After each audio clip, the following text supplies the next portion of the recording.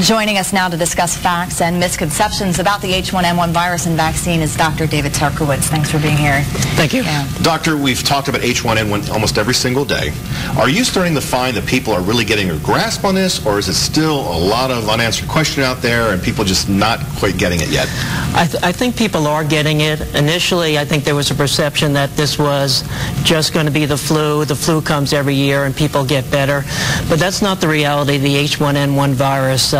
Children have died from the H1N1 infection, and it needs to be taken seriously.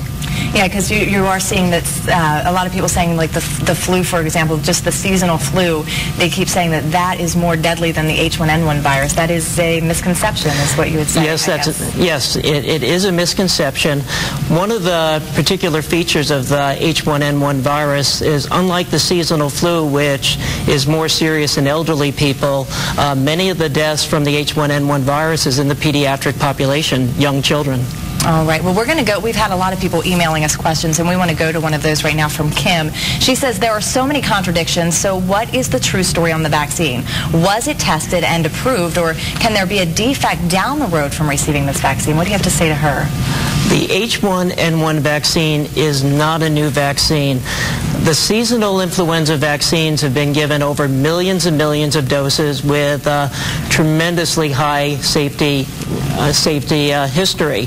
The H1N1 vaccine is exactly like the seasonal flu, except that it has particular features that will produce immunity against the H1N1 virus. So this is absolutely no riskier than the seasonal flu vaccine, and we have very good information that this vaccine will work. Okay. Megan wrote to us and said, my kids are 2 years old and 6 months of age. They aren't in the school system, so where are they distributing the vaccine, and where do kids go, and aren't they high risk? Children are high risk. That's a very good question. It's unlikely that pediatricians and family physicians will be giving the H1N1 vaccine in the office.